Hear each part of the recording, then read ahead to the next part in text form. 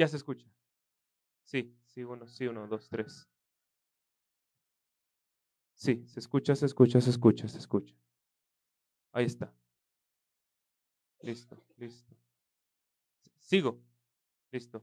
Entonces, estamos en este inicio de la exposición, explicación, meditación, reflexión, como querramos llamarla, acerca del principio regulador.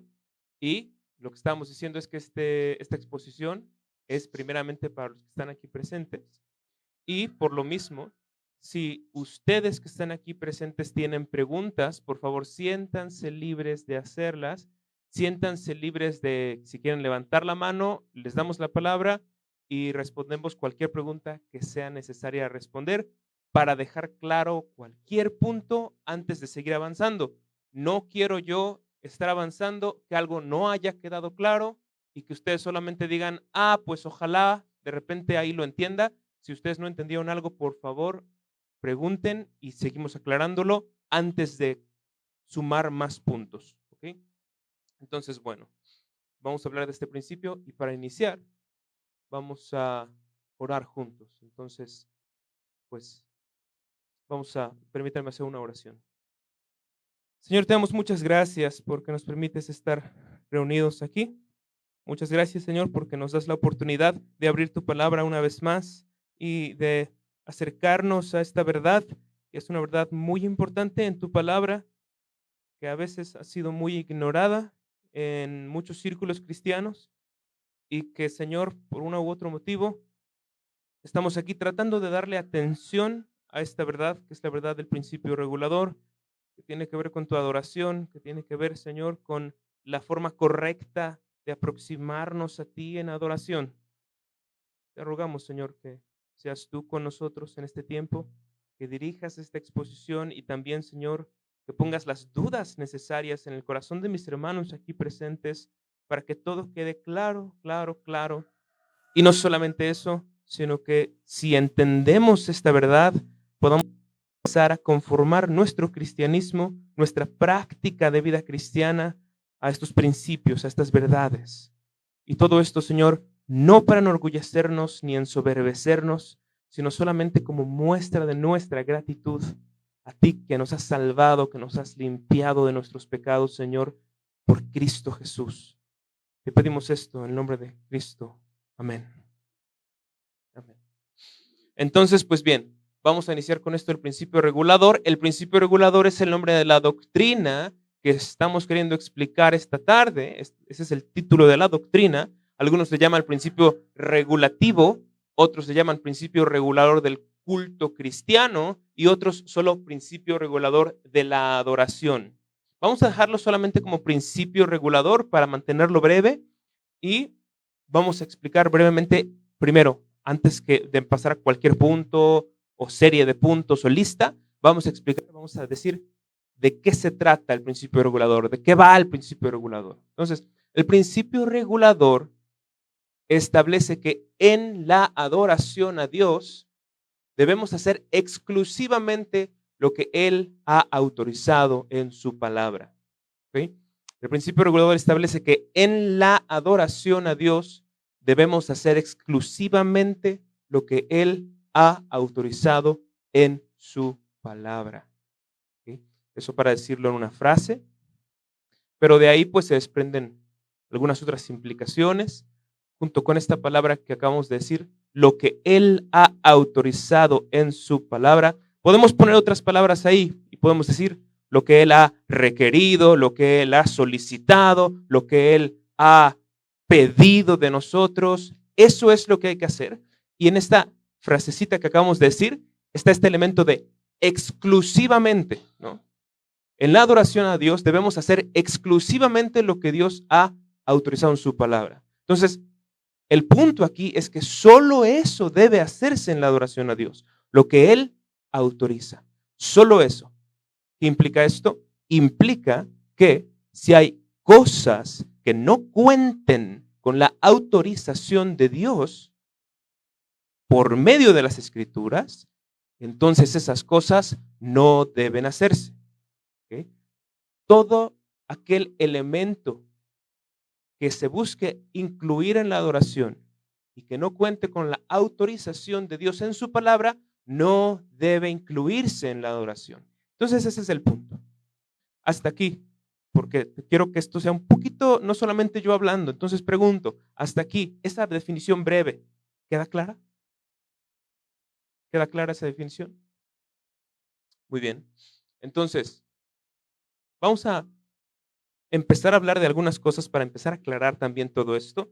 Y lo primero que encontramos en esta definición que acabamos de dar es la palabra adoración, cuando decimos en la adoración a Dios, ¿cierto? La primerita cosa que decimos en esta definición. Entonces, mi primer punto, lo primero que quiero aclarar es precisamente a qué nos referimos con adoración, porque hay muchos malos entendidos con respecto a qué es adoración. Y entonces mucha gente dice, no, pues que adoración salen opiniones, como adoración es pues cuando cantas, ¿no?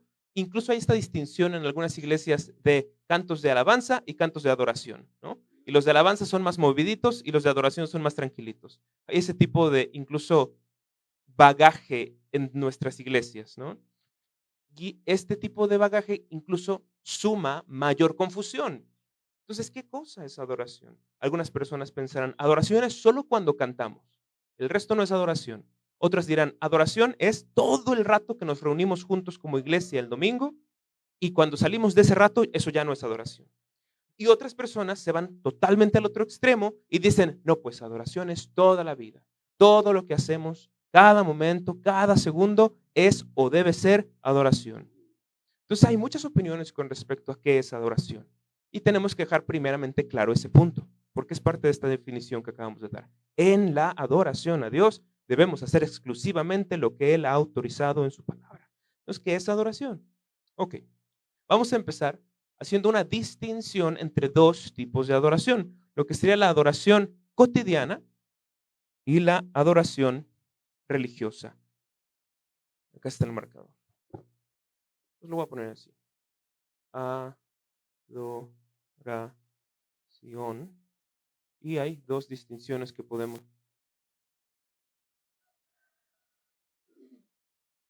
Cotidiana y religiosa. ¿Ok?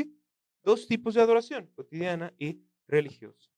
Entonces, como siempre, lo importante es no solamente amontonar términos teológicos o conceptos, sino ver, pues, si esto está en la Biblia. Entonces, encontramos en la Biblia que la Biblia nos habla de una adoración que es la que llamamos cotidiana, una adoración que sucede más allá del momento específico en donde nos reunimos a cantar, a escuchar la palabra, a leer la Biblia, a orar. Hay una adoración que va más allá de eso y que se extiende, de hecho, a todos los actos de la vida. Por ejemplo, pensemos en lo que se encuentra allá en Romanos capítulo 12, versículo 1. Y por favor, si ustedes pueden buscarlo, Romanos 12:1, y alguien puede leerlo.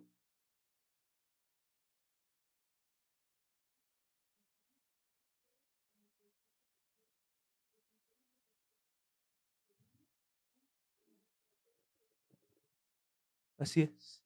Entonces dice el apóstol Pablo, que presentemos nuestros cuerpos como un sacrificio santo, y dice que esto es nuestro culto racional.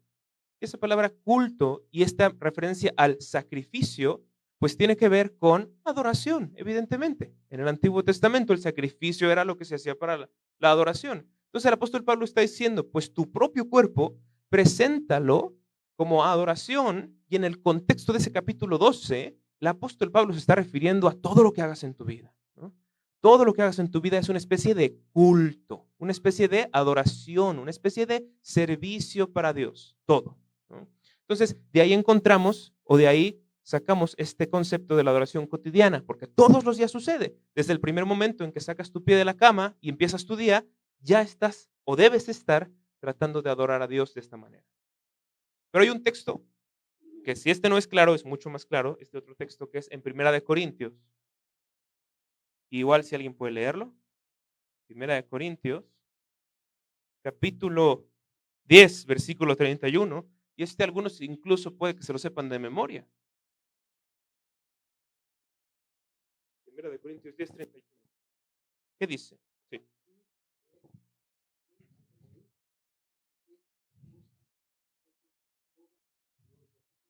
Así es, ¿no? Entonces, desde acciones tan pequeñas como comer, beber, pues todo tiene que ser para la gloria de Dios.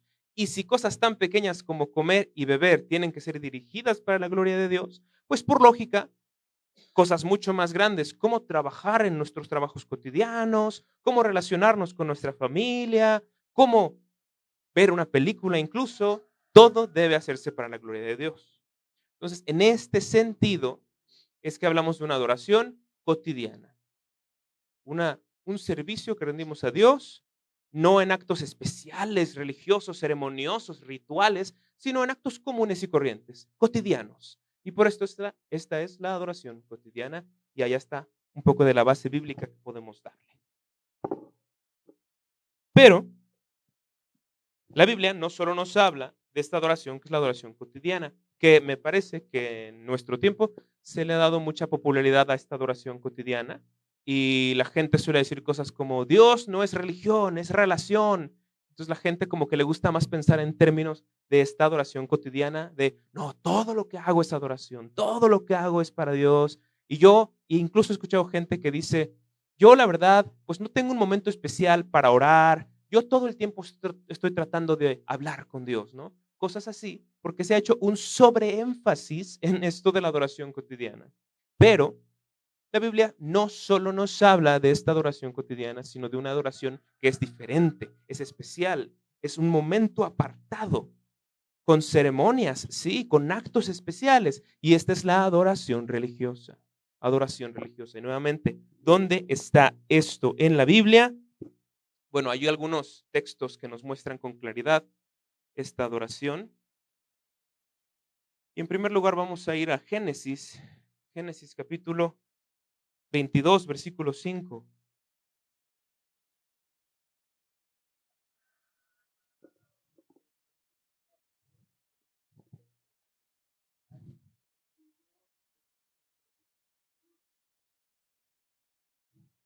Ujú.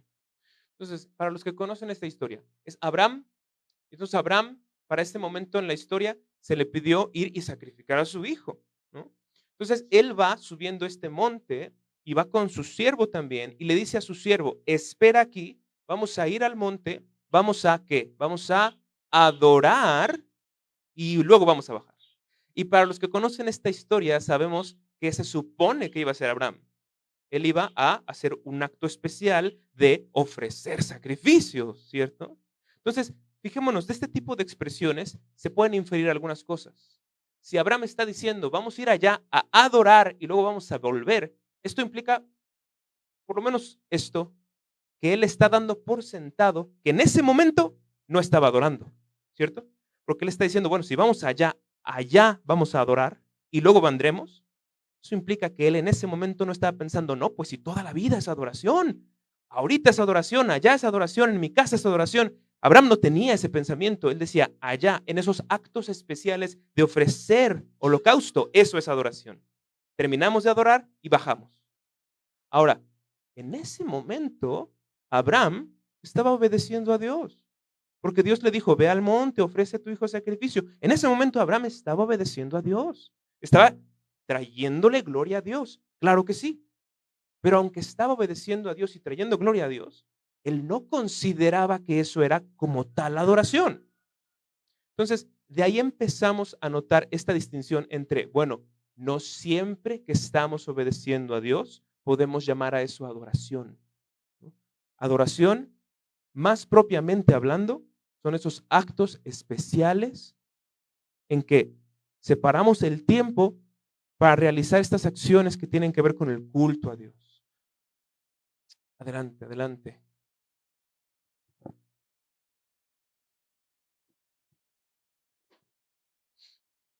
Vamos a dar un texto más, pero antes de ir a leerlo, por favor, coméntenme si es claro este punto de Génesis 22.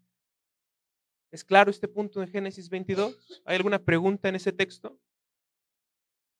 ¿Nada? ¿Todo está bien? El siguiente texto es parecido la lógica que vamos a seguir. Mateo 28. Mateo 28, versículo 17.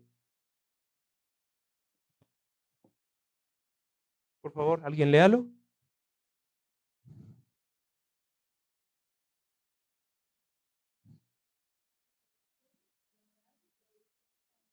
Así es. Bueno, esto es el Nuevo Testamento. Y entonces, ¿ahora qué pasa?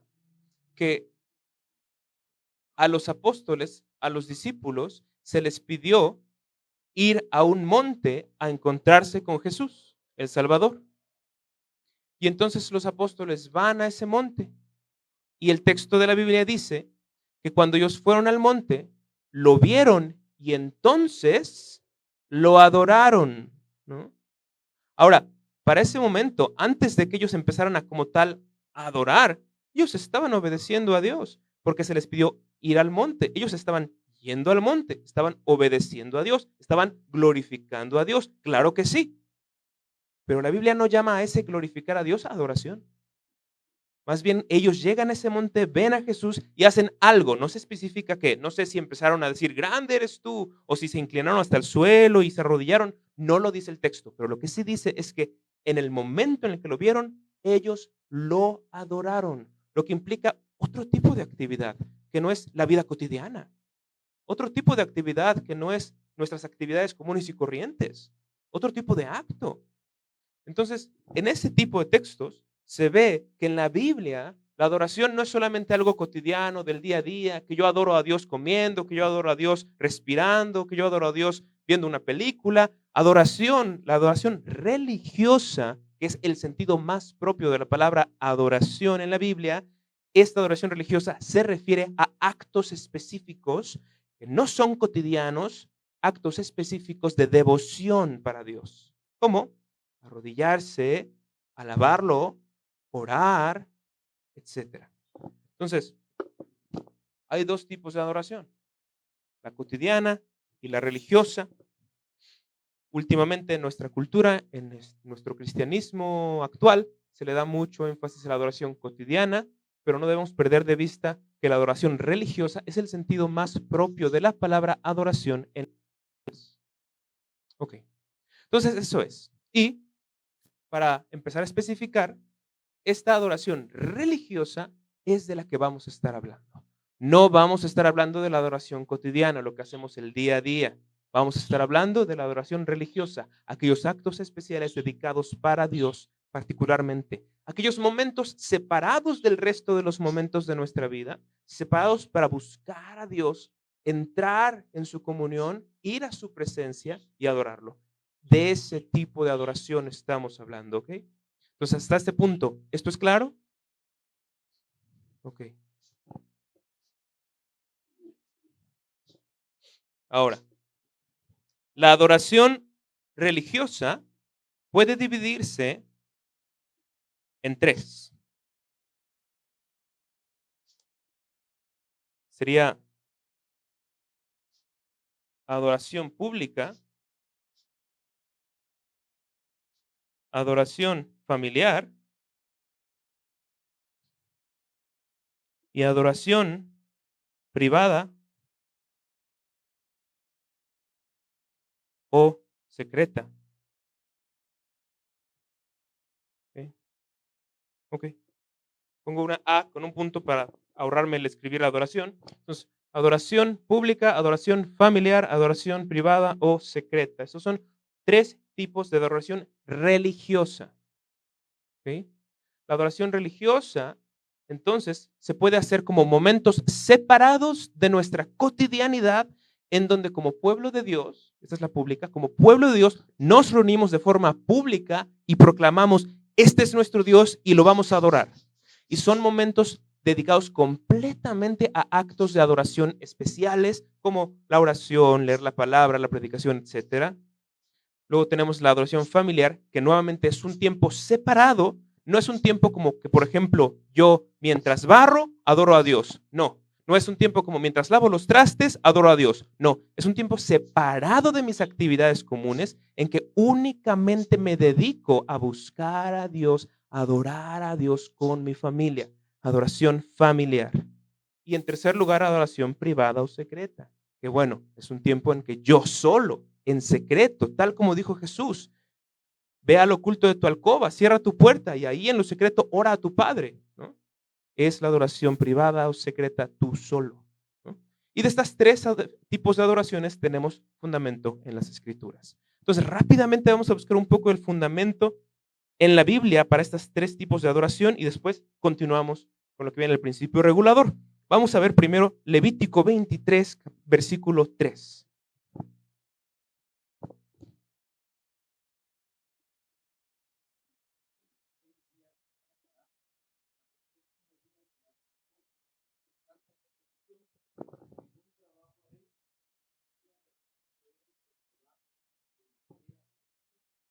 Así es. Y ese texto entonces, si se dan cuenta, está hablando de el día de reposo, eso es muy claro, que para nosotros es el día, el domingo. Y dice que hay algo muy particular que debe suceder en ese día, el día de reposo. Dice santa convocación, ¿no? Santa convocación. ¿Qué es una santa convocación? ¿A qué le suena santa convocación? Es pregunta.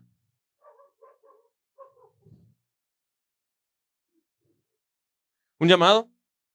Es una buena forma de verlo, claro que sí. Cuando convocas, pues estás llamando, ¿cierto? Claro que sí. ¿Qué más?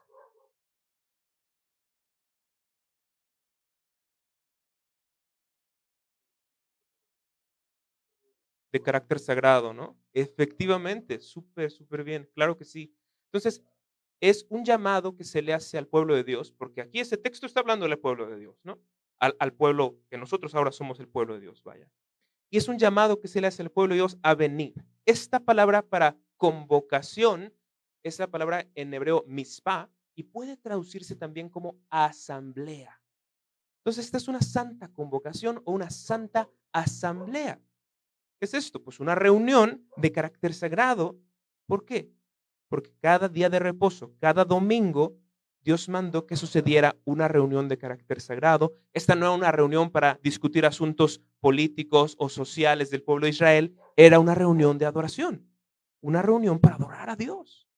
Entonces, desde el Antiguo Testamento tenemos el fundamento de que el día del Señor, que es el domingo, es el día especial para la adoración pública, para la santa convocación.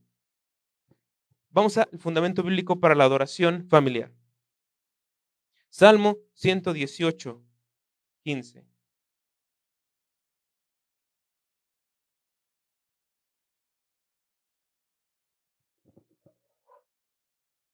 ¿Alguien que pueda leerlo?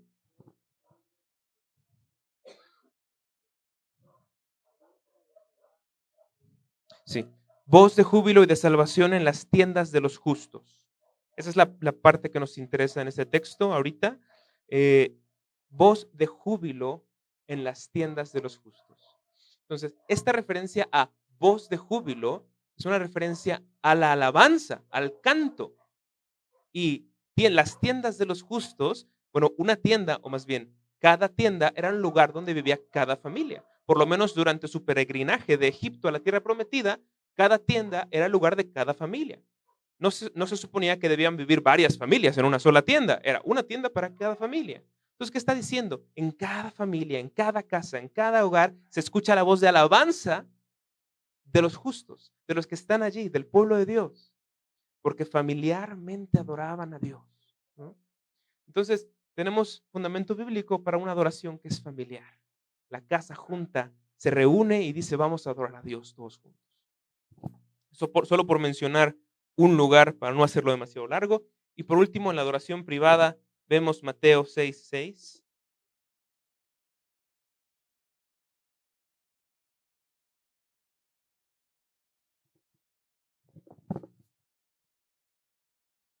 ¿Alguien puede leerlo?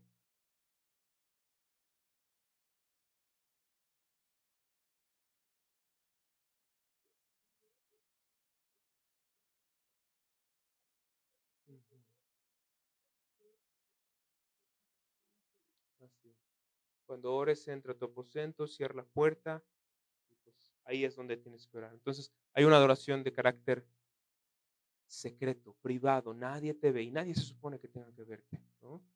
Entonces, ¿qué es esa? Pues obviamente esto no es familiar y no es público, esto es secreto completamente. Tres diferentes tipos de momentos especiales, ¿eh? Momentos especiales donde dejas tus actividades comunes y vas delante de Dios o a cantarle o a escuchar su voz en su palabra, ¿no? Tres tipos de momentos de adoración religiosa, no cotidiana. Bueno, hasta ahí Todo esto para referirnos a que el principio regulador gobierna particularmente no sobre la adoración cotidiana, sino sobre la adoración religiosa en sus tres clases. El principio regulador gobierna sobre la adoración pública, familiar y privada. ¿Sí? Hasta ahí. ¿Todo es claro? ¿Perdón? Privada es personal. Yo solo delante de Dios, en secreto. Ujú. ¿Hay alguna pregunta antes de que continuemos?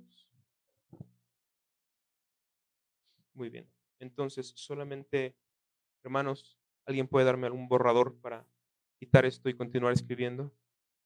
Lo que voy a hacer ahorita a continuación, para que si quieren ir anotándolo como quieran, es que vamos a dar una serie de evidencias bíblicas a favor del principio regulador, ¿no? Vamos a estar hablando y enumerando una lista de textos bíblicos en donde vamos a notar que este principio regulador que mencionamos es bíblico, ¿sí? Entonces, ahora vamos a hacer esto. Entonces, evidencias bíblicas del principio regulador. Y vámonos con la primera. Entonces, estas evidencias son básicamente textos en donde vamos a notar que es bíblica esta idea de que en la adoración a Dios debemos hacer exclusivamente lo que Él haya autorizado en su palabra, ¿sí? Primera evidencia, Caín y Abel. Esto está en Génesis capítulo 4, versículos 1 al 5. Génesis 4, 1 al 5. Ahora sí lo voy a buscar yo.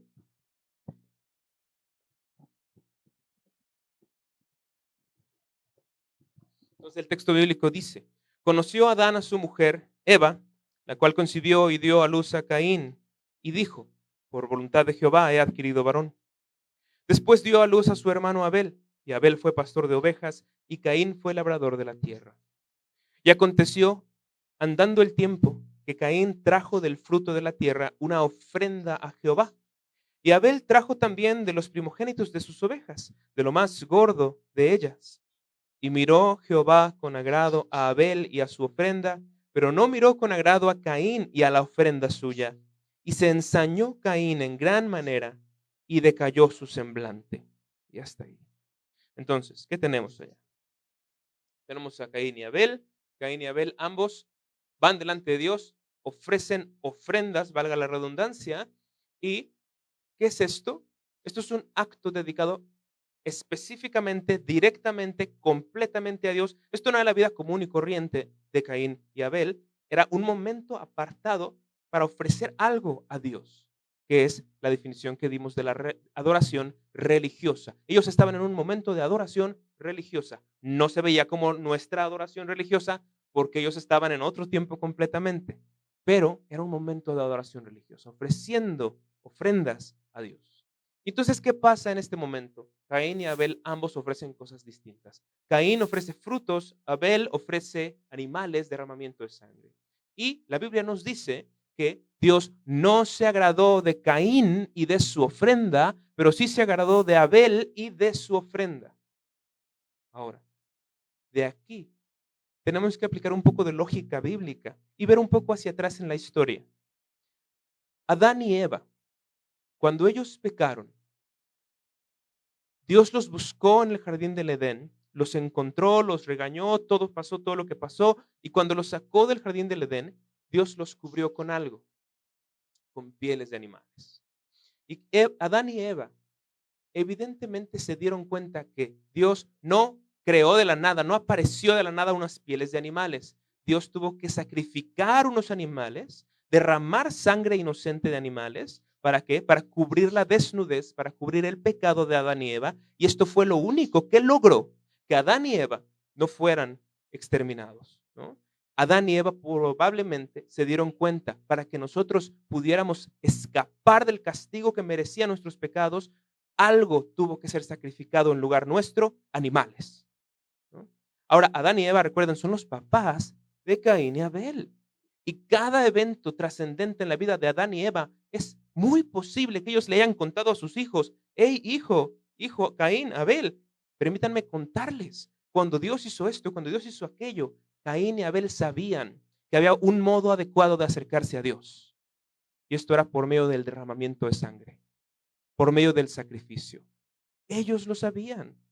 Pero entonces, ¿qué pasa? Cuando ellos crecen y tienen sus oficios, Abel sigue el patrón que él aprendió de sus padres acerca de cómo acercarse a Dios, cómo por medio del sacrificio sangriento, por medio de un animal ofrecido.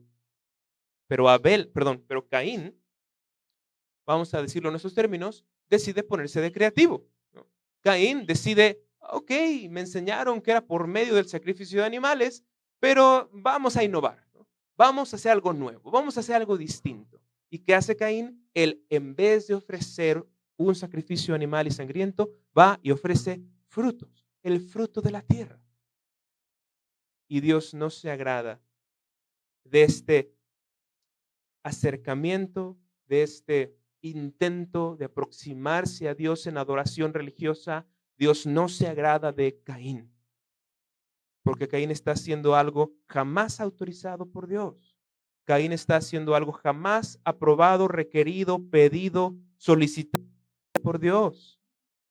Ahora, yo sé que en otra parte en la Biblia se dice que Caín mató a su hermano porque sus obras no eran buenas y porque él no tenía fe. Y entonces mucha gente suele decir, en realidad la ofrenda de Caín no fue aceptada porque su corazón era malo, pero su ofrenda estaba bien. Ok, aceptamos que el corazón de Caín estaba mal, por supuesto, porque eso es lo que la Biblia dice, pero el énfasis de Génesis es doble. En Génesis 4, ahí donde leemos, en el versículo 4 y el 5 también dice, y Abel trajo también de los primogénitos de sus ovejas, de lo más gordo de ellas, y miró Jehová con agrado a Abel y a su ofrenda, pero no miró con agrado a Caín y a la ofrenda suya. O sea, hay dos cosas que Dios miró con agrado en Abel y dos cosas que Dios no miró con agrado en Caín. En Abel lo miró con agrado a él y ¿qué más? A su ofrenda. ¿Por qué? Porque era la ofrenda adecuada, la ofrenda que debía ofrecer. Y con Caín lo miró con desagrado a él. ¿Por qué? Pues porque su corazón era malo, porque no había fe. Pero no solo a él. Dios miró con desagrado ¿qué cosa? Su ofrenda. Porque la ofrenda misma que Caín ofreció no era la adecuada. Ahora, ¿qué nos enseña esto? Que no solo importa un corazón genuino delante de Dios, aunque eso es lo más importante, pero que también importa la forma particular en que nos aproximamos a Dios, aquello que ofrecemos a Dios.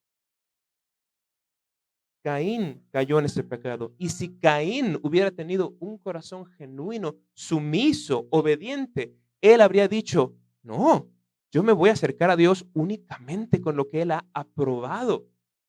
Pero como su corazón no era bueno, no era recto, él decidió acercarse a Dios como le vino en gana, como bien se le antojó, que fue por medio de los frutos de la tierra, cosa que Dios no le tomó a bien. ¿Sí?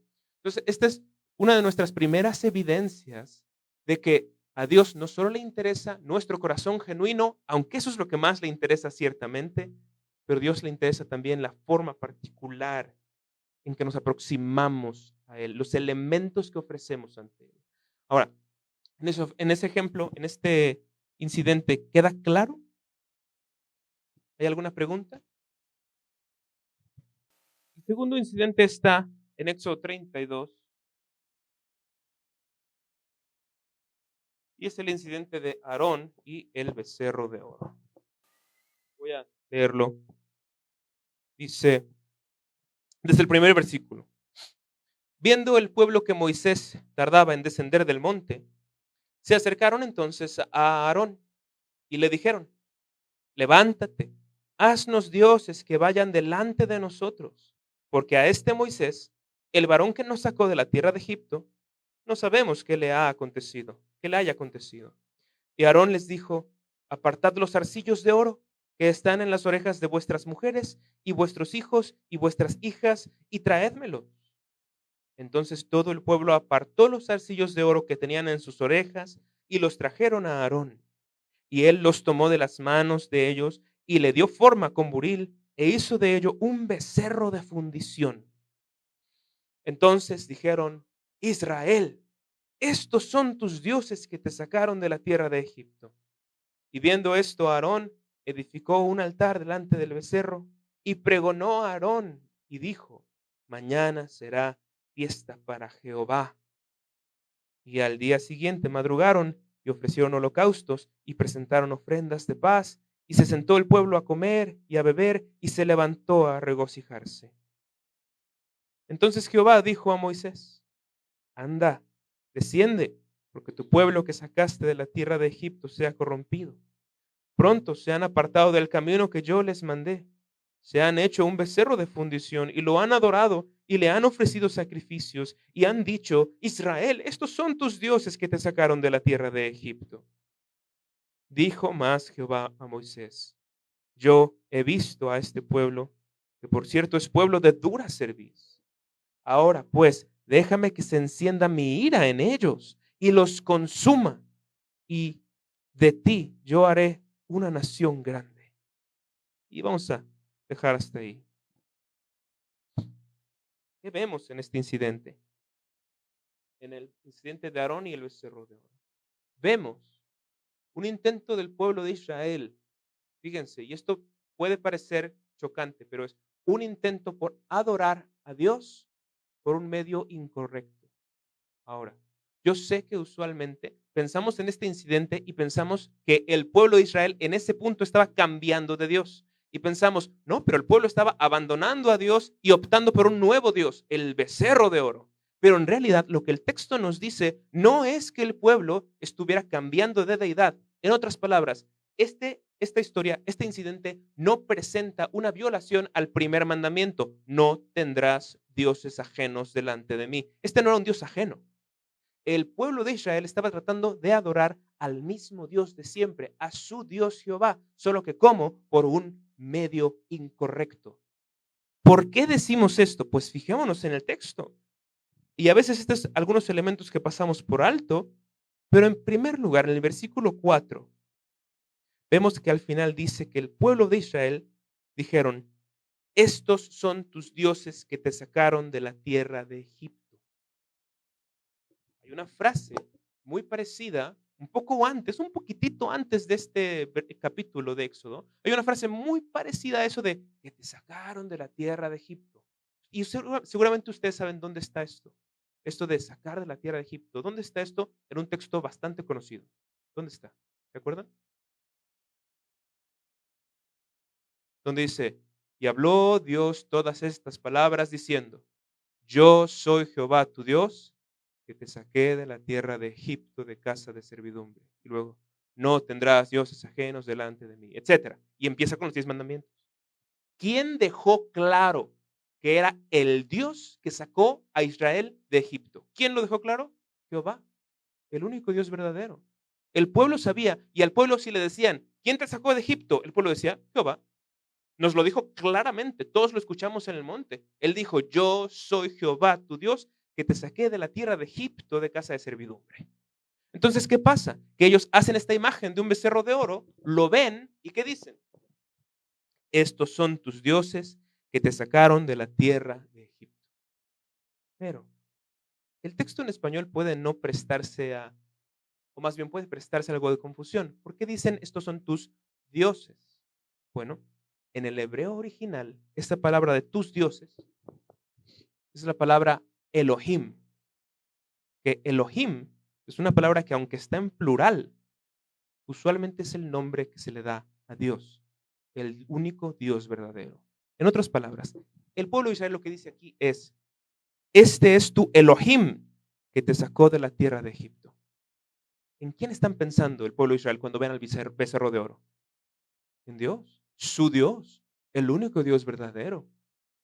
Ahora, si esto no fuera suficiente, en el siguiente versículo queda mucho más claro. Versículo 5.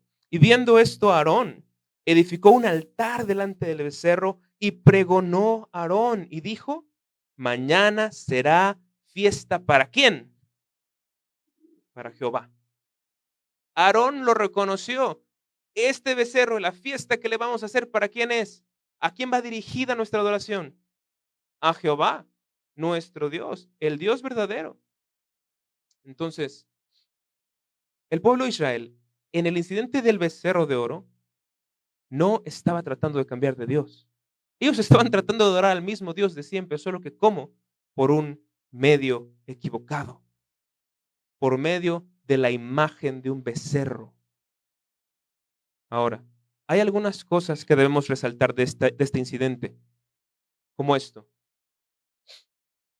El pueblo de Israel posiblemente pensó, pues si todas las naciones están haciendo esto, voltea a los filisteos, voltea a los sidonios, voltea a los egipcios, todos tienen imágenes de sus dioses. ¿Por qué sería malo que nosotros adoremos a nuestro Dios también con una imagen? Es lo popular, es lo de hoy. Todo mundo lo hace. Hagámoslo nosotros también. Pero error. Este no es el modo en que Dios pidió ser adorado. Ahora, ¿acaso esto no nos suena a nosotros en nuestro tiempo? Hey, todas las iglesias están haciendo esto, todas las iglesias siempre, desde siempre han hecho esto, hagámoslo también. Error. No lo que todos están haciendo es lo que nosotros tenemos que hacer a nuestro Dios, sino lo que Él ha aprobado. Y seguramente el pueblo de Israel pensó, pues claro, todo el mundo lo hace, ¿qué de malo tiene? Pero claro que tenía algo de malo. En segundo lugar, probablemente el pueblo de Israel pensó, es el Dios que nos sacó de Egipto, es un Dios poderoso. ¿Qué mejor manera de honrarlo que con la imagen de un poderoso toro, un becerro, un toro? Vamos a hacer justicia a la grandeza de este Dios. Y va a decir, wow, gracias pueblo de Israel, me honran con esta imagen. Y pensaron ellos, qué buena idea.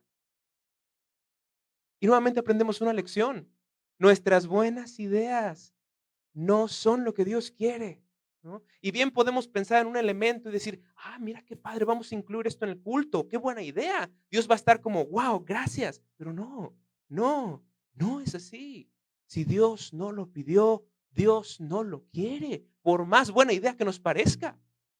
El pueblo de Israel seguro pensó que era una buena idea. Y vean, cuán enojado estaba Dios que le dijo a Moisés, quítate hasta un lado, voy a exterminar a este pueblo y de ti, Moisés, haré una nueva nación. O sea, Dios estuvo dispuesto a eliminar a esta gente por su buena idea. No vengamos delante de Dios con nuestras buenas ideas. Entonces, de ese incidente notamos con mucha claridad que a Dios no solo le interesa que el destinatario de nuestra adoración sea Él, porque aquí era el destinatario Él, sino que las formas particulares en que nos acercamos a Él sean las correctas, sean las que Él ha pedido, lo cual es parte de la enseñanza del principio regulador. Deuteronomio 12, 29 al 32 dice, cuando Jehová tu Dios haya destruido delante de ti las naciones a donde tú vas para poseerlas, y las heredes, y habites en su tierra, guárdate que no tropieces yendo en pos de ellas, después que sean destruidas delante de ti. No preguntes acerca de sus dioses, diciendo, de la manera en que servían aquellas naciones a sus dioses, yo también les serviré.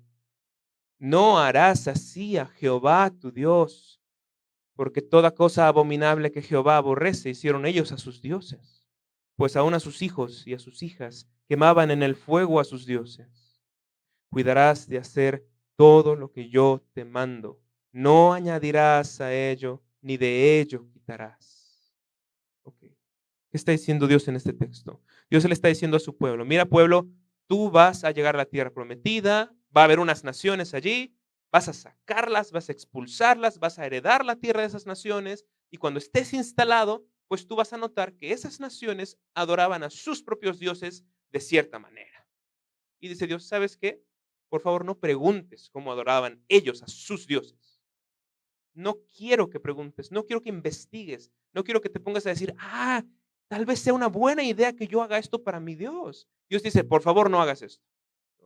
Y entonces es por eso que él añade ahí, versículo 31, no harás así a Jehová tu Dios. O sea, Dios dice, si bien te enteras de cómo hacen ellos su adoración a sus dioses, Dios dice, sabes, a mí no me hagas eso. No vengas delante de mí a traerme ese modo de adoración. Yo no lo quiero. No me complace. No lo deseo. No lo he pedido. Entonces, ¿de qué está hablando Dios de adoración? Está hablando de adoración. Y en el contexto de adoración, Él añade este último versículo 32 donde dice, cuidarás de hacer todo lo que yo te mando. No añadirás a ello, ni de ello quitarás. Esto es básicamente nuestro principio regulador. En el contexto de la adoración y del culto a Dios, de la adoración religiosa, Dios dice, no quiero que añadas, no quiero que quites, quiero que hagas exactamente lo que yo te diga. No vengas con tus inventos, no restes de lo que yo te pedí, haz tal cual lo que yo te pido. Esto es el principio regulador. En la adoración a Dios debemos hacer exclusivamente lo que Dios ha autorizado en su palabra. Esa fue nuestra definición inicial. Esto es lo que muestra Deuteronomio 12, especialmente el versículo 32. Es el principio regulador en la Biblia. Bueno, tal vez debemos limitarnos en la cantidad de textos a mencionar, entonces solamente mencionemos uno último. Tengo una lista de 7 diferentes textos, pero vamos a irnos con un cuarto y ahí vamos a dejarlo. Cuarto texto bíblico es en Levítico 10, 1 al 2. Nadab y Abiú. Ellos dos eran dos jóvenes sacerdotes, hijos de Aarón, el hermano de Moisés. Sí, ese mismo Moisés con quien se abrió el mar, liberó al pueblo de Egipto, etcétera. Bueno, su hermano era Aarón y Aarón fue el primer sumo sacerdote de Israel. Y Aarón tenía dos hijos que eran Nadab y Abiú. Y Nadab y Abiú estaban recién consagrados para el oficio sacerdotal. Ellos estaban iniciando en su carrera como sacerdotes. Y entonces ellos, desde el inicio de su carrera, esto es lo que hacen. Ellos van ante el altar, ante el tabernáculo, y se les hace fácil presentar algo que la Biblia llama un fuego extraño. Y cuando la Biblia dice fuego extraño, tenemos que fijarnos en esta palabra extraño. ¿Por qué es extraño? Porque no es el fuego conocido, porque no es el fuego usual, porque no es el fuego de siempre, porque no es el fuego que Dios pidió, porque es algo diferente, nuevo, extraño, raro. Pero Nadab y Abiú van y presentan este fuego extraño. Y que el énfasis del texto es que Dios no les mandó. Dios no lo pidió, no lo requirió, no lo autorizó. ¿Qué pasa con Nadab y Abiú entonces? Dice el texto ahí que sale fuego de la presencia de Dios y consume a Nadab y Abiú. Mueren instantáneamente. ¿Por qué? Por jugar curiosamente y experimentar con la adoración a Dios y presentar un elemento que Dios simple y sencillamente no pidió. Ahora, me imagino a Nadab y Abiú justo antes de ofrecer el fuego extraño, entre ellos diciendo, oye hermano, ¿qué te parece si hacemos esto? Ofrecemos este fuego. Y entre ellos dialogando, diciendo, pues, ¿será que podemos hacerlo? Y el otro diciéndole, pues, he leído la ley y no hay ninguna parte donde diga no lo hagas. Así que seguramente sí podemos, porque no dice no lo hagas. Y van y ofrecen este fuego. Pero el énfasis del texto es Dios no lo mandó. No era necesario que Dios dijera no lo hagas. Más bien, era necesario que Dios dijera hazlo.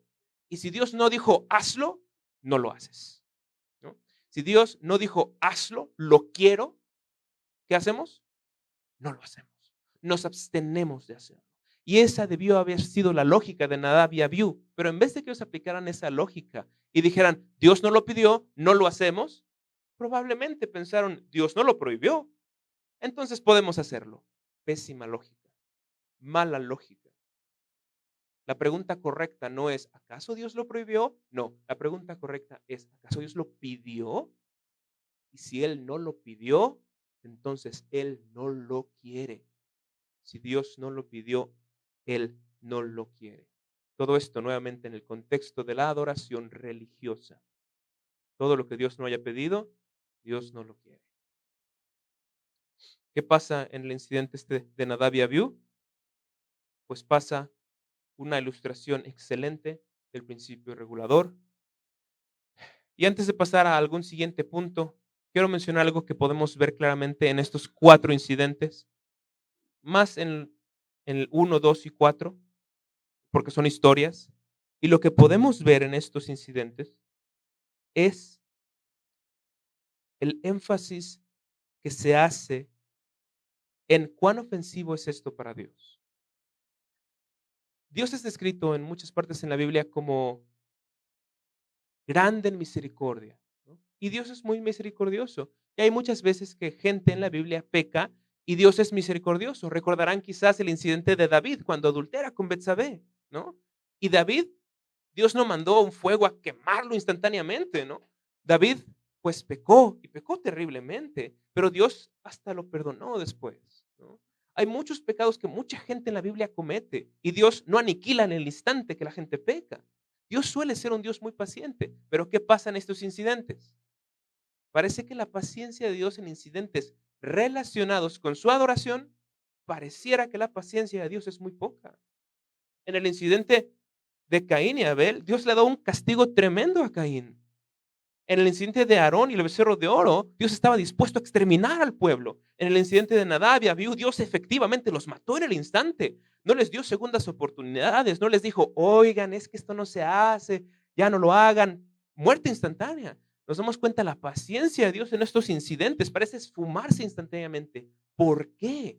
¿Qué nos quiere enseñar Dios cuando nos muestra esa poca paciencia aparentemente? ¿Qué nos quiere enseñar? Que para Dios esto es un asunto importante, que para Dios las faltas en la adoración no son faltas secundarias, que esto no es un asunto secundario, que esto es un asunto que es primario para el corazón de Dios. Y si es primario para el corazón de Dios, aquí hay un punto muy importante. ¿Cómo nosotros nos vamos a decir, esta es una cuestión secundaria, esta es una cuestión que no debería importarnos?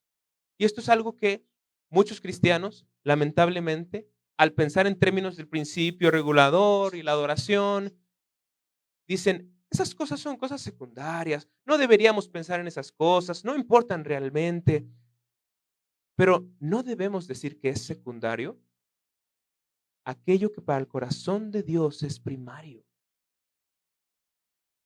Entonces, eso es lo que aprendemos cuando vemos la aparente poca paciencia de Dios en este tipo de incidentes, cuán rápido su ira se enciende y castiga, eso es lo que aprendemos de esos incidentes. Y alguien podría preguntar, bueno, pero ahora en el Nuevo Testamento es diferente, porque ahora cuánta gente seguramente no ofrece un fuego extraño, por así decirlo, y Dios no está mandando fuego del cielo, Dios no está castigando a nadie, entonces eso debe significar que a Dios ya no le interesa, ¿no? Y hay gente que usa esta lógica. Como Dios ya no está castigando a nadie cuando ofrecen elementos raros en la adoración, seguramente Dios ahora le complace todo lo que queramos ofrecerle, siempre que se lo ofrezcamos con nuestro corazón. Hay ese tipo de lógica. Pero no debemos confundir la paciencia de Dios con la aprobación de Dios. No debemos confundir la paciencia de Dios con la aprobación de Dios. Que Dios sea paciente y soporte nuestras faltas y pecados no significa que Él las apruebe. Y Dios, con mucha paciencia, soporta que nosotros ofrezcamos elementos raros en su adoración, pero no implica que Él esté contento con ello. Pues bien, hay bastantes más textos que podríamos seguir enlistando aquí, pero por cuestiones de tiempo vamos a dejar hasta este cuarto texto bíblico. Después, si quieren, les puedo pasar la lista completa. Hasta este punto quiero preguntar solamente, ¿hay alguna pregunta? En la adoración a Dios, debemos hacer exclusivamente lo que Dios ha autorizado en su palabra. Cuando empezamos a pensar qué implica esto para nuestra adoración de cada domingo, ¿qué implica esto? Pues debemos percatarnos de que vamos a ponerlo, tratar de ponerlo de una forma muy gráfica. Imaginemos que se reúnen los líderes de la iglesia, digamos el consistorio o el grupo de líderes, vaya, y juntos están ahí en la mesa, en un salón, pensando, ¿qué vamos a hacer el domingo? ¿Qué vamos a hacer en la adoración? ¿Qué elementos vamos a incluir?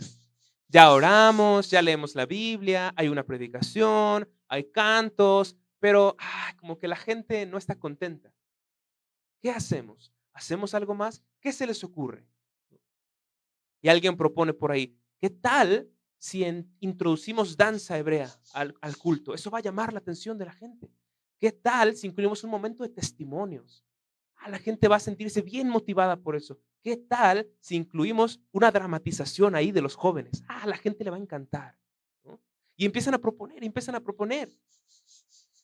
Y obviamente la pregunta que va a saltar es, pues, ¿acaso Dios prohíbe estas cosas en su adoración? Y la respuesta de todos va a ser, no. ¿Dónde prohíbe Dios que hagamos dramatizaciones? ¿Dónde prohíbe Dios que introduzcamos danza hebrea? ¿Dónde prohíbe Dios estas cosas? Y si nos vamos por esa pregunta, la respuesta es, Dios no lo prohíbe en ninguna parte. Pero esa es la pregunta incorrecta nuevamente. La pregunta que debemos estar haciendo es, ¿dónde pidió Dios estas cosas? ¿Dónde pidió Él dramatizaciones en su adoración? ¿Dónde pidió Él danza hebrea? ¿Dónde pidió Él testimonios personales? ¿Dónde pidió Él estas cosas? Y cuando hacemos esa pregunta, la respuesta es, Él no lo pidió, no lo autorizó, no lo requirió. Y si Él no hizo esto, lo que debemos hacer es no introducir estos elementos en la adoración. ¿Qué elementos debemos introducir en la adoración a Dios? Únicamente aquellos que cuenten con autorización de Dios en las Escrituras. Ahora, pregunta para ustedes. ¿Pueden decir, se les ocurre algunos elementos que digan, esto definitivamente Dios lo autoriza en su palabra? ¿Cómo cuáles? La predicación, perdón, las canciones, escucho aquí a Fabián, las oraciones, por supuesto. ¿Qué otro? La lectura, dice la hermana, perdón, oiga. Lo mismo, listo. El canto de los salmos, exactamente. Entonces, todos esos son elementos que vemos así como súper claros en la Biblia, ¿no? Súper claros. Leer la palabra, orar, cantar, no hay nada que pueda ser más claro, ¿no?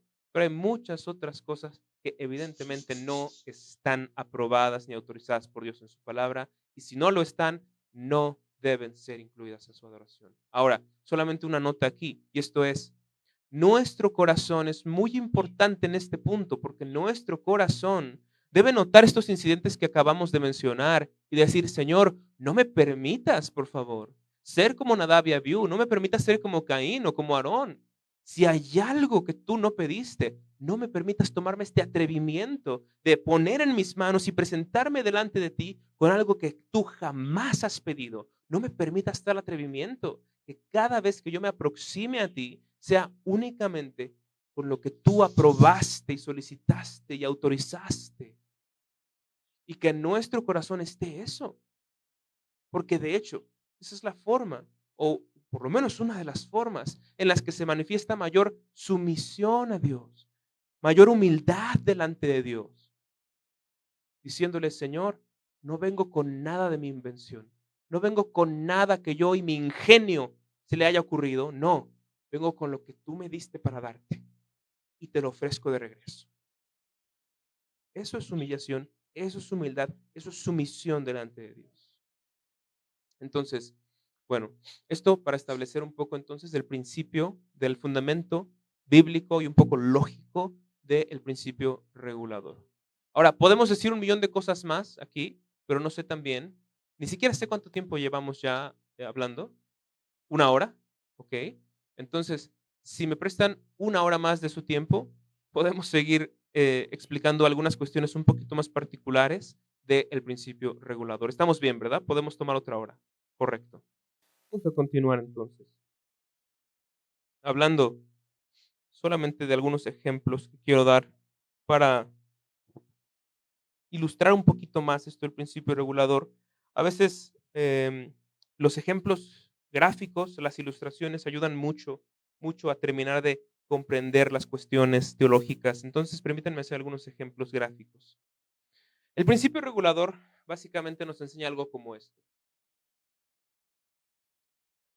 El culto de adoración, el servicio de adoración es para Dios.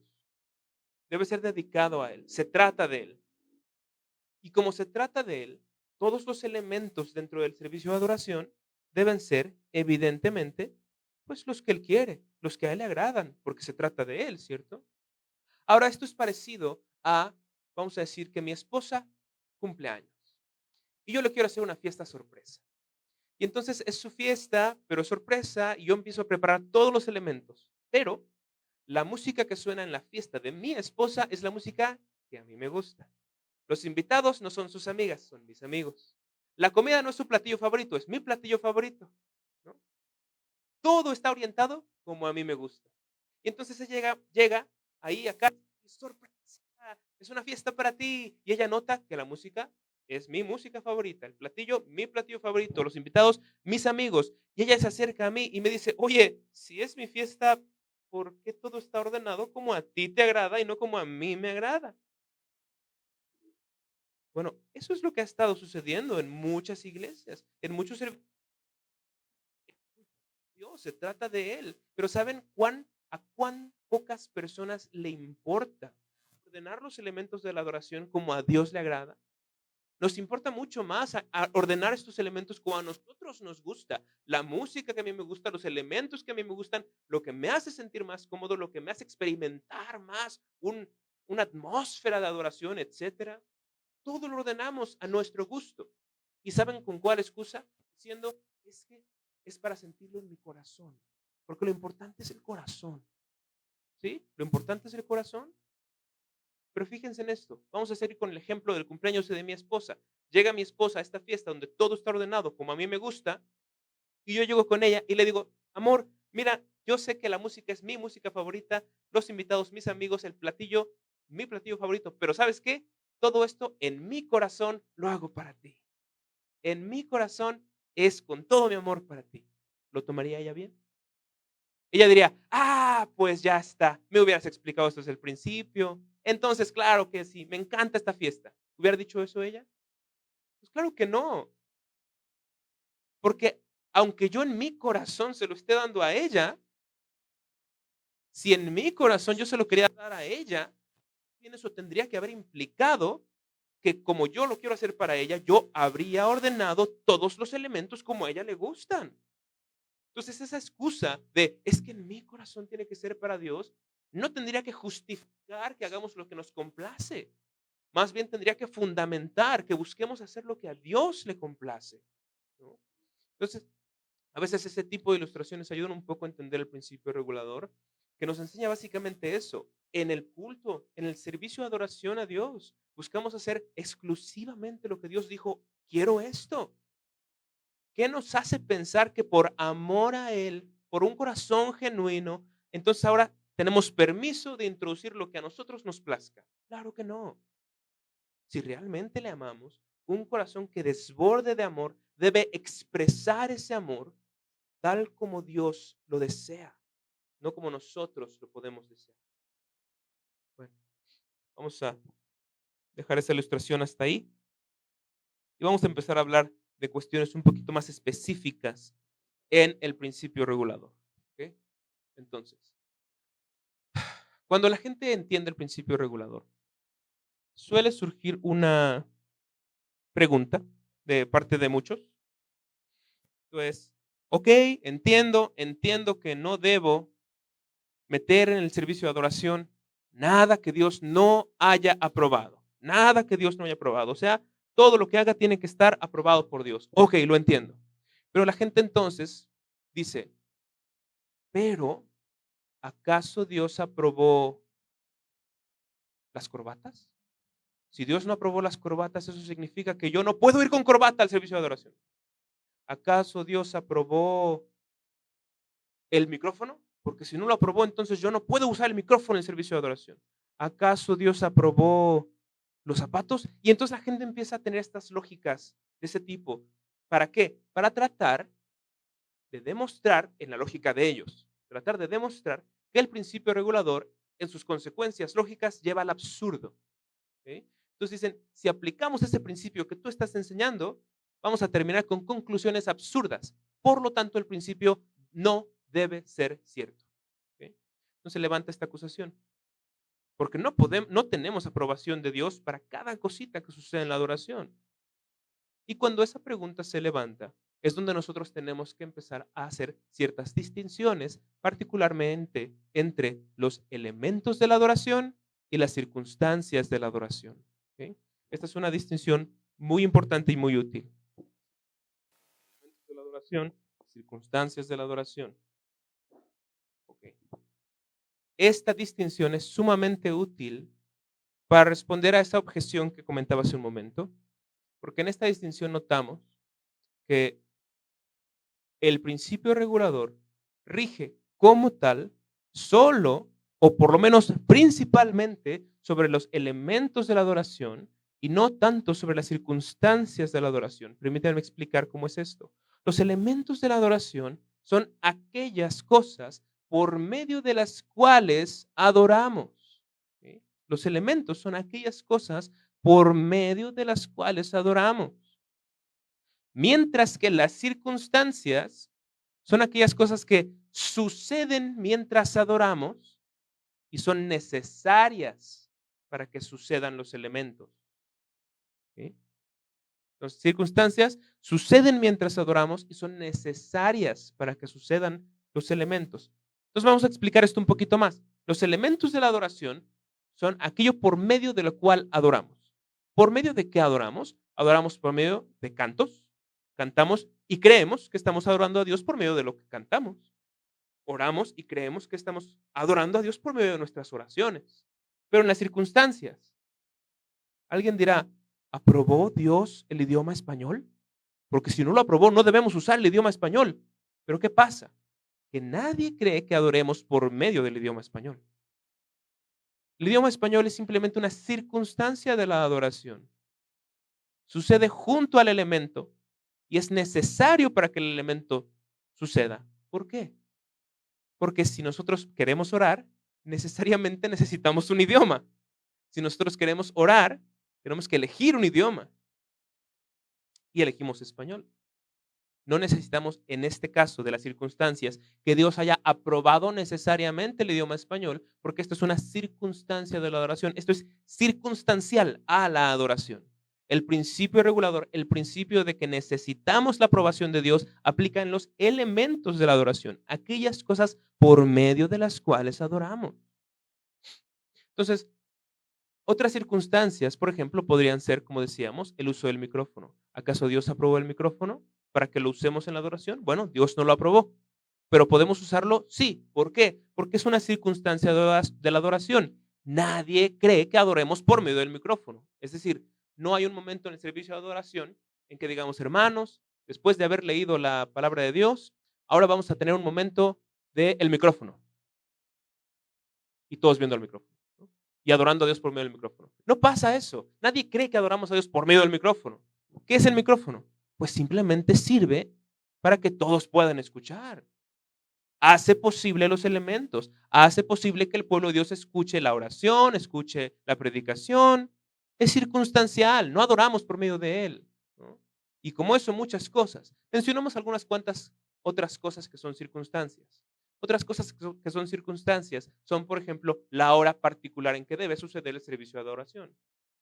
Dios aprobó las 10 de la mañana, aprobó las 2 de la tarde. Bueno, no aprobó nada de horas en particular, pero estas son circunstanciales y libremente nosotros podemos elegirlas porque son circunstancias, no elementos. No adoramos por medio de la hora en particular. Si lo hiciéramos, entonces sería un elemento, pero son circunstancias. ¿Qué otras cosas son circunstancias? Por ejemplo, hay un objeto que dependiendo de cómo lo usemos, puede convertirse o en un elemento o en una circunstancia. Vamos a decir las velas, ¿no? Las velas, si digamos, estamos en este establecimiento, justo aquí, ¿no? Y se va la luz, no hay conexión, no hay luz eléctrica. Y estamos en medio de un servicio de adoración y estamos a punto de leer la Biblia. Y todos tienen abiertas sus Biblias, pero se va la luz. Está oscuro, nadie puede ver las letras. ¿Qué hacemos? Encendemos velas. ¿Para qué? Únicamente para que tengamos visibilidad y podamos leer el texto bíblico. En ese caso, las velas son una circunstancia de la adoración, porque no adoramos a Dios por medio de las velas, simplemente sirven para que podamos leer la Biblia. Es una circunstancia. Sin embargo, las velas pueden convertirse en un elemento. ¿Cómo o cuándo?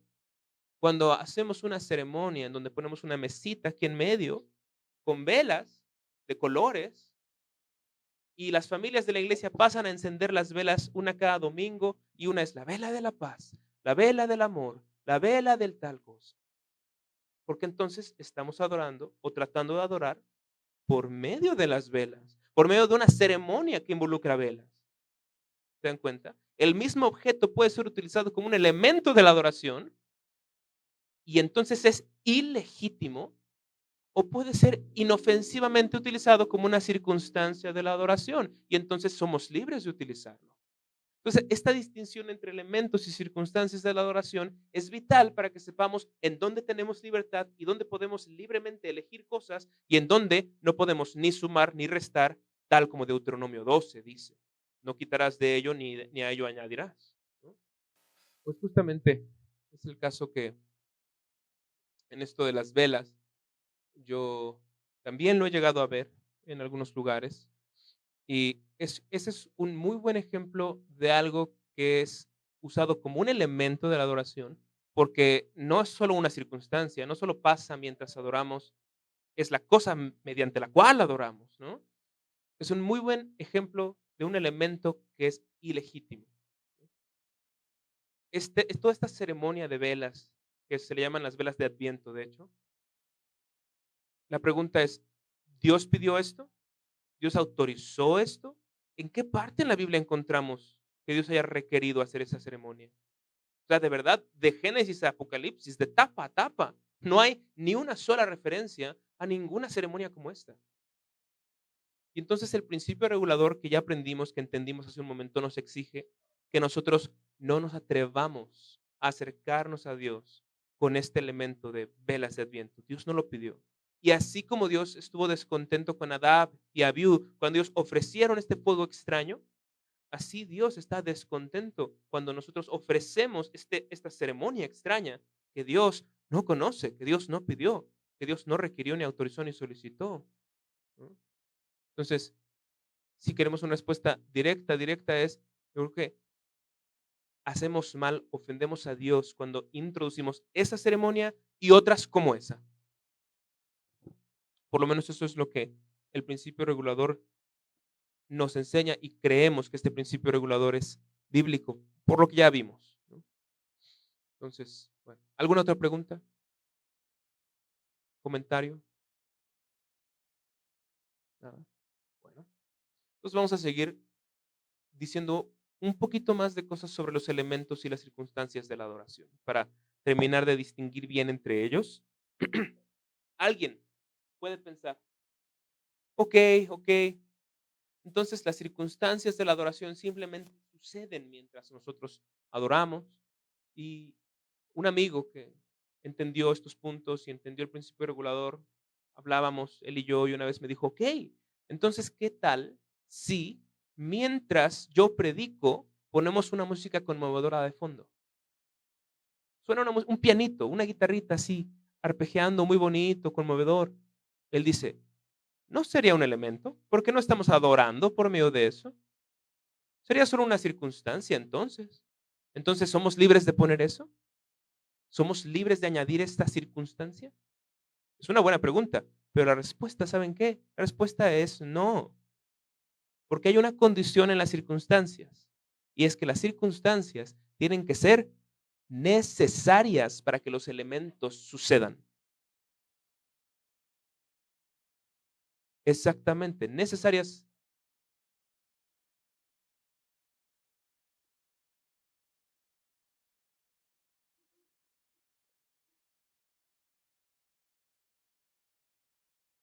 Ujú, porque el caso aquí es, ¿necesitamos musiquita de fondo para predicar? No es necesario. Una circunstancia sería el idioma. Necesitamos un idioma para predicar, obvio, ¿no? ¿No? Claro, otro caso sería la duración del sermón, ¿no? O sea, necesitamos determinar si voy a predicar 15 minutos o 60 minutos, ¿no? Necesitamos. Otro caso sería el uso de un micrófono, ¿no? Si el templo donde estoy es muy grande, tal vez para que la gente hasta atrás escuche, necesitaré un sistema de sonido. Ujú. Estas son circunstancias legítimas. Pero las cosas que suceden mientras adoramos y que suceden de forma completamente innecesaria, esas no son circunstancias legítimas. No somos libres de sumar esas circunstancias porque son completamente innecesarias. Y entonces ahí viene la pregunta, para predicar, ¿necesito musiquita conmovedora de fondo? No lo necesito y entonces no debo añadirlo. Las circunstancias son solamente aquello que necesito para que sucedan, para que acontezcan, para que sean realidad los elementos. Para aclarar ese punto. En las circunstancias, aunque tenemos más libertad en las circunstancias que en los elementos, tampoco tenemos una libertad absoluta en las circunstancias, de modo que podamos añadir lo que nos plazca como musiquita macabra de fondo, ¿no? No se puede, ¿no? Pero algo más se tiene que decir, algo más se tiene que especificar. Y esto es los principios que rigen sobre cada uno de estos. Sobre los elementos de la adoración, ya dijimos que el principio que rige es el principio regulador, ¿no? El principio que te dice, si Dios no lo pidió, Dios no lo quiere. Y entonces todos los elementos, todas aquellas cosas por medio de las cuales adoremos a Dios, tienen que haber sido pedidas, requeridas, autorizadas, solicitadas por Dios en su palabra. Hasta ahí eso queda claro en relación a los elementos de la adoración. Pero ¿qué principio rige sobre las circunstancias de la adoración? Bueno, sobre las circunstancias de la adoración rigen los principios generales de la palabra de Dios y el sentido común. ¿Ok? Los principios generales de la palabra de Dios y el sentido común. Hablemos primero del sentido común. En el sentido común es, por ejemplo, esto que decíamos de las velas, ¿no? Si se va a la luz y necesitamos leer la Biblia, pues por sentido común, si tenemos velas ahí disponibles, pues las usamos, ¿no? O sea, sentido común, no necesitamos tener una lógica extraordinaria, ¿no? Simplemente es una ayuda para ver el texto y poder leerlo. Entonces, el sentido común rige sobre las circunstancias de la adoración, pero también los principios generales de las escrituras. Los principios generales, como por ejemplo el principio de la decencia y el orden. En Primera de Corintios 11:34, si alguien puede buscarlo y leerlo, Primera de Corintios 11:34. Creo que no ese es el texto. Hay un texto que dice, haced todo decentemente y con orden. Vaya. Mm, Posiblemente Segunda de Corintios 11:74. Creo que sí es Corintios, o primera o segunda. Pero bueno, hay un texto que dice literalmente esto, haced todo decentemente y con orden. Y este texto sucede en un contexto en donde el apóstol Pablo está hablando de adoración. Eh, eh, Posiblemente segunda de Corintios 11, por ahí debe estar. El punto es que hay un principio de la decencia y el orden.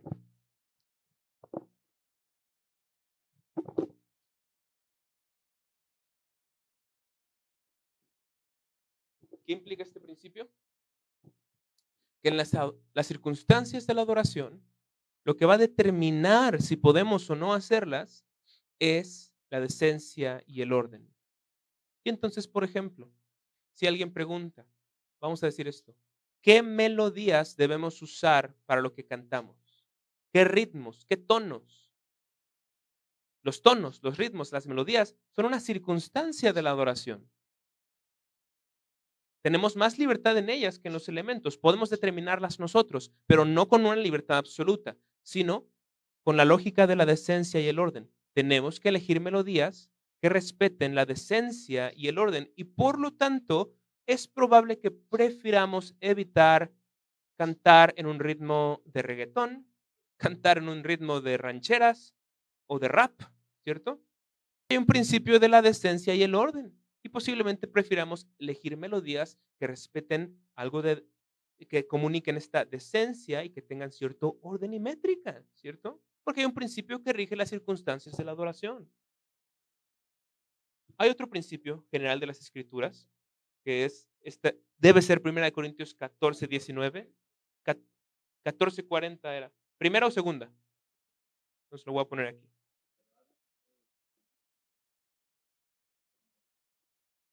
14:40. Acá está. El fundamento bíblico de ese principio. Hay un segundo principio. Principio de la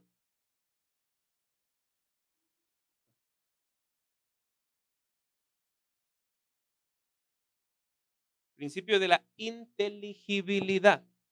1 Corintios 14:19. ¿Puede alguien leerlo?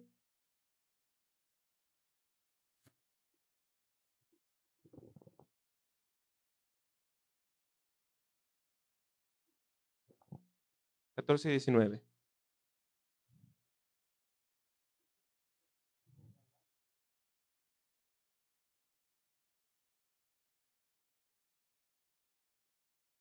Ujú.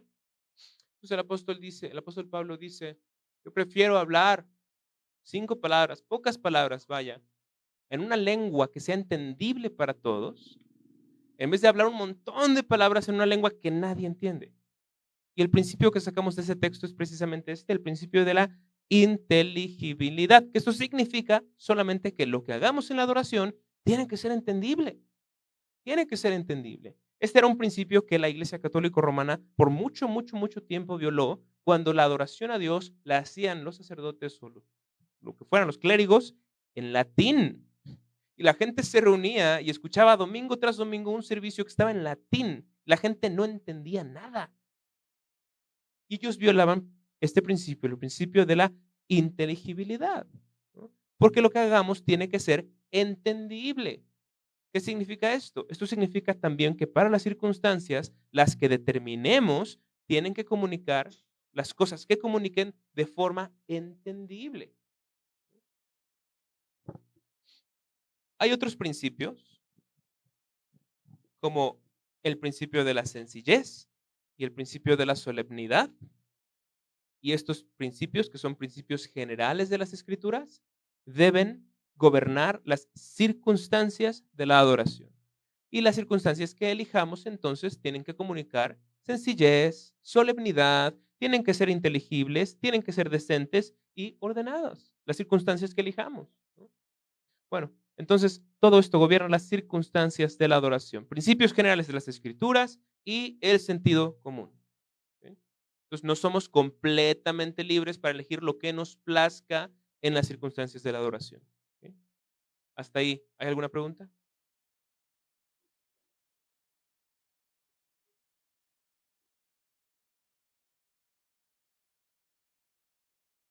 Ok, sí, sí, sí, sí. Sí, cuando hablo de melodía, me refiero pues al tono, con lo que hacemos con nuestra voz, vaya, los tonos que hacemos, las notas que hacemos con nuestra voz y el ritmo, evidentemente.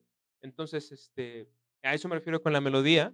Y bueno, si la melodía es una circunstancia de la adoración, tiene que seguir estos principios generales, tiene que ser una melodía inteligible, ¿no? Si tiene un ritmo demasiado rápido, la iglesia no lo va a entender posiblemente. Tiene que ser una melodía que comunique sencillez, que comunique solemnidad, que sea decente, que tenga orden. Y cuando pensamos en eso, nuevamente es probable que no elijamos melodías que suenen como de rap, de reggaetón o de ese estilo, porque justamente esas son las melodías que violarían, en mi opinión, casi todos los principios. Bueno, entonces,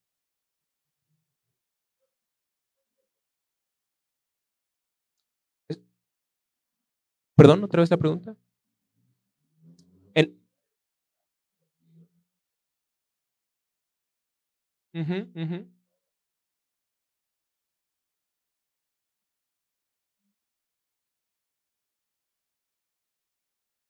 Sí, sí, sí, en el orden, en el culto, en el servicio de adoración, pero am, la melodía que usemos es preferible que no sea una melodía como las de reggaetón, como las de rap, como las de esos géneros que son rápidos, que son complicados, etcétera, sino que por estos principios es posible que prefiramos elegir melodías precisamente como los que a veces tienen los himnos. Que los himnos tienen melodías que tienen una métrica muy ordenada, que tienen un tono que es accesible para todos los miembros.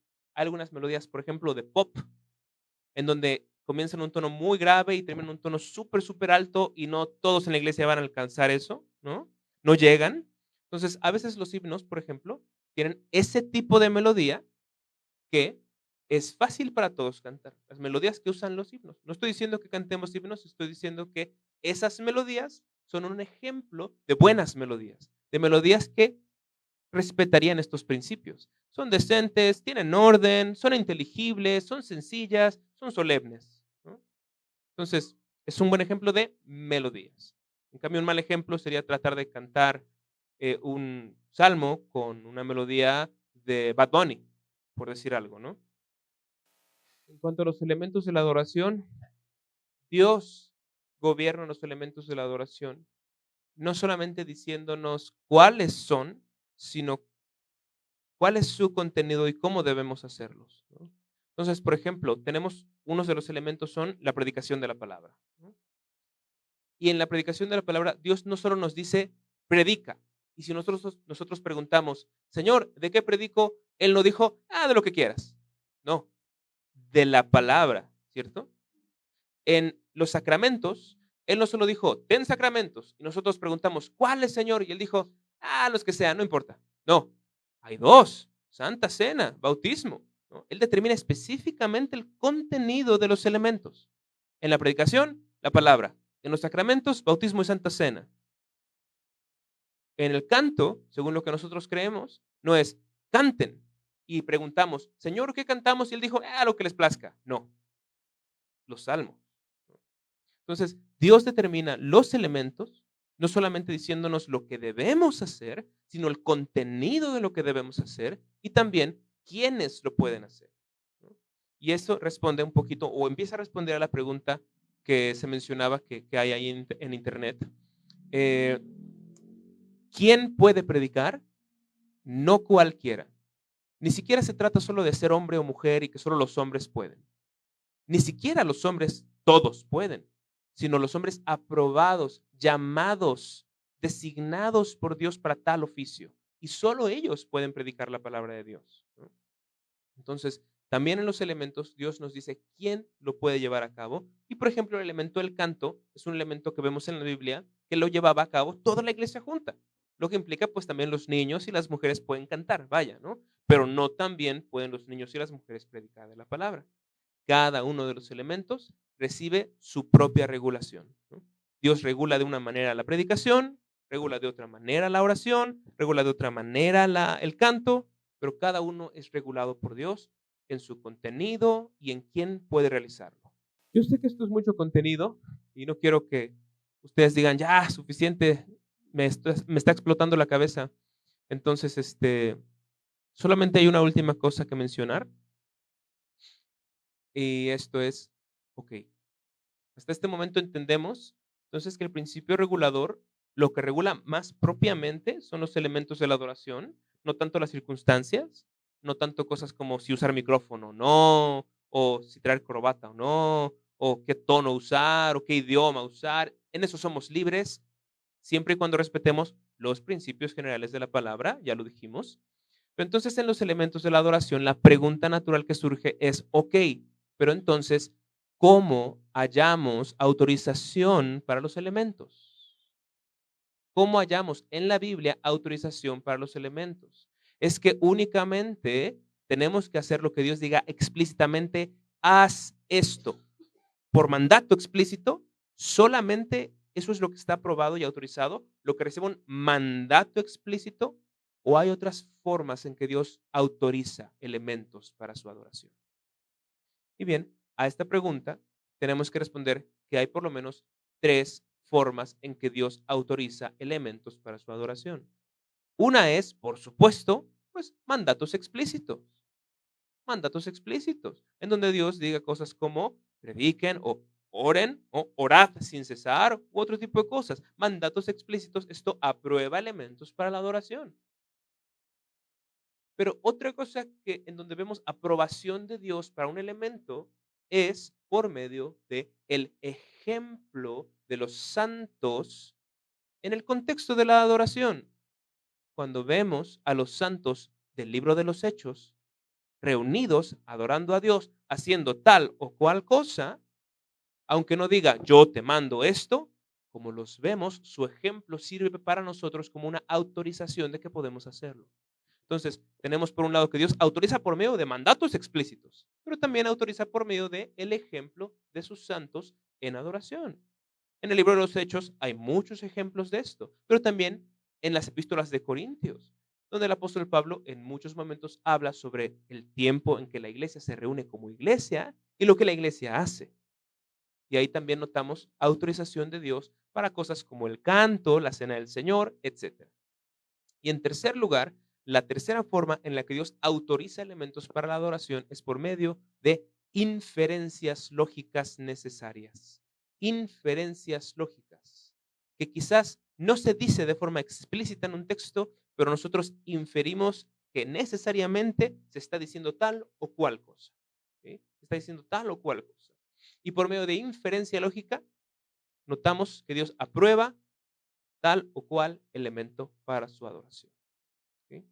Entonces, en este sentido, notamos que Dios aprueba el canto cuando Él nos dice que debemos, específicamente en el libro de los Salmos, cuando Él nos dice, cantad con alegría para el Señor, o expresiones similares a estas en el libro de los Salmos, y donde se dice particularmente en un contexto de acercarse a Dios en adoración. No es solamente en tu vida, canta por ahí cuando se te ocurra, sino canta en este sentido de adoración religiosa, en un momento apartado para cantarle al Señor, ¿no?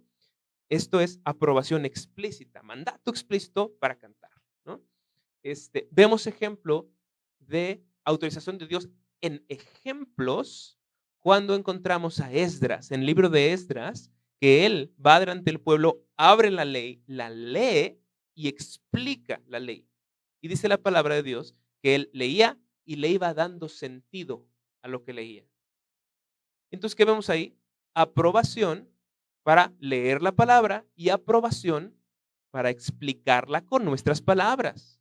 Aprobación de Dios por medio de un ejemplo. No hay mandato. Dios no está diciendo, ciertamente todos los cristianos ahora van, no dice nada Dios así, pero que tenemos un ejemplo. Y por medio de este ejemplo Dios aprueba el elemento de leer la palabra, el elemento de explicar la palabra de Dios con nuestras palabras. Entonces, Dios aprueba por medio de mandatos explícitos, ejemplos de los santos y inferencias lógicas. Esto para terminar de explicar un poco cómo funcionan los elementos de la adoración y cómo encontrarlos, ¿no? Entonces, hasta aquí, ¿tenemos alguna pregunta? Desde este lado, desde esta iglesia, vaya, creemos que las ofrendas no entran como un elemento de la adoración, no son un elemento de la adoración, no deben incluirse como dentro de la adoración. No que no deba haber ofrendas, debe haberlas, pero no dentro del tiempo de la adoración. No encontramos justificación bíblica para introducirlas dentro del tiempo de la adoración.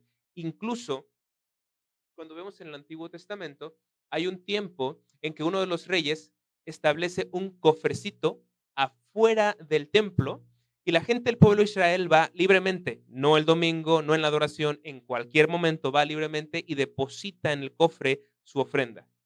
Ahora, ¿qué es esto? Vemos que sí hay una ofrenda, pero vemos que no sucedía como parte de la adoración a Dios, ¿no? Entonces, a veces hay muchas iglesias en, bueno, que he visitado muchas iglesias en donde tienen justamente esto. Fuera del lugar donde se adora, hay una mesa, en la mesa un cofrecito, y en el cofrecito la gente es libre de ir y poner su ofrenda. No hay momento en que pasen con, no sé, bolsitas o lo que sea para recoger dinero. No sucede eso en el tiempo de la adoración, pero cada quien es responsable de ir al cofrecito y meter ahí su ofrenda conforme a lo que considere responsable. Entonces, hermano, ahí hay un texto que si lo leemos con detenimiento, nos parece que no se implica que eso sucediera en un tiempo de adoración, ¿no? Sucede en el día, ¿no? En el día del Señor, el primer día de la semana, pero no hay nada que implique necesariamente que eso esté sucediendo dentro del tiempo de la adoración. Lo que sí se implica, me parece de manera necesaria, es que sucedía dentro del día del Señor, eso sí, pero no dentro del tiempo propiamente hablando de la adoración religiosa. Creo que lo único que queda es, por un lado, yo no quiero presionar y decir, pues ya está, ya se dijo, ahora obedezcan todos. Este, Creo que hay un tiempo sabio y responsable en que mucho de lo que se ha dicho debemos llevarlo en nuestras mentes, en nuestros corazones y seguir meditando, ¿no? No voy a decir, mañana mismo apliquen todo, ¿no? Pero lo que sí quiero invitarlos a hacer es mastiquen esta enseñanza, mediten en esta enseñanza, compárenlo con las escrituras, sigan digiriéndolo, por favor. Y si al final de una sabia meditación y consideración dicen, creo que esto es lo bíblico, creo que no hay forma de rebatir esto, entonces ahí sí, lo que nos queda como siervos responsables delante de Dios, es decir, tengo que obedecer, tengo que hacer lo que mi conciencia ahora me dice que es lo bíblico. ¿Ok? Entonces, esa es mi invitación para ustedes. Si ya Si ustedes dicen, ¿sabes qué? No necesito pensarlo más, todo me convenció ya de entrada, pues venga, ¿no? Adelante. Si necesitamos pensarlo más, adelante también. No tardemos demasiado, por favor, porque también, como hemos visto, esto es algo primario para el corazón de Dios. Y mientras tardemos en decidir algo, puede ser que estemos todavía haciendo cosas que no deberíamos hacer, ¿no? Entonces, simplemente es la invitación a todos nosotros a continuar con esto. Sé que todos estamos en un proceso y no todos avanzamos a la misma velocidad en el proceso y no debemos, o más bien, quiero ponerlo en estos términos, debemos evitar juzgarnos entre nosotros si uno ya llegó a una conclusión y otro no, si uno ya llegó a un convencimiento y otro no, cada quien está en este proceso. Lo que sí debemos ser responsables es, si tú en tu conciencia ya dices, es que sí, creo que es así, y no lo haces, está mal, pecas contra Dios, ¿ok? Pero que cada quien esté convencido en su conciencia, persuadida esta conciencia por las Escrituras. Entonces, bueno, pues con eso termino, con ese llamado. Muchas gracias. Sí, es verdad y creo que es una muy buena acotación, pues, esto que se enseñó, todo esto que se dijo, para dejarlo muy, muy claro, no son hallazgos de Alejandro González Viveros, ¿okey? O sea, esto no es como yo estudié la Biblia, yo personalmente encontré todo esto y vengo a compartirles mis hallazgos. No son hallazgos de Alejandro González Viveros. Esto es la doctrina histórica de la iglesia presbiteriana, ¿okey? Esto es lo que los presbiterianos desde siglos atrás creían y que por alguna razón no llegó a México. ¿Ok? Entonces, yo, vamos a decirlo así, no soy original y no me interesa ser original. Yo solo estoy repitiendo lo que nuestra propia iglesia se supone que creyó desde el principio y desde siglos atrás. Y no solo eso, estoy repitiendo una doctrina por la cual nuestra gente llegó a derramar su sangre, ¿no? Por la cual nuestra gente llegó a morir defendiendo esto. ¿Ok? Entonces, esto no viene de mí, no es mío, no soy original. Esto es simplemente repetir lo que por siglos nuestra misma gente sostuvo y creyó. Entonces, gracias también por ese recordatorio. Es muy útil, muy útil. Sí. ¿Algo más? Ok. Entonces vamos a terminar con una oración. Señor, te damos muchas gracias que nos permites escuchar esta exposición y recordar en tu palabra el celo que tú tienes por tu adoración, el celo que tú tienes por tu culto y que, Señor, tantas veces gente se acercó a ti intentando adorarte, pero Señor, al hacerlo de un modo incorrecto, tú mostraste cuánto te desagrada el que nos acerquemos a ti de esas maneras que tú no pediste, no autorizaste, no solicitaste. Y al ver esto, Señor, al notar esto en tu palabra, por favor, permítenos tener un corazón que lo reciba y que tema a la sola idea de introducir nuestras innovaciones e inventos a tu culto. Es tuyo, es para ti. Y lo que debemos hacer es lo que tú nos pidas, no lo que a nosotros se nos antoje.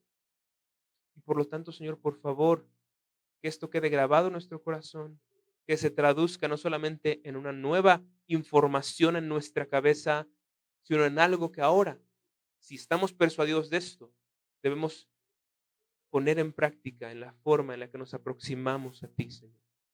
Nada que tú no hayas autorizado, nada que tú no hayas aprobado, Señor. Nada.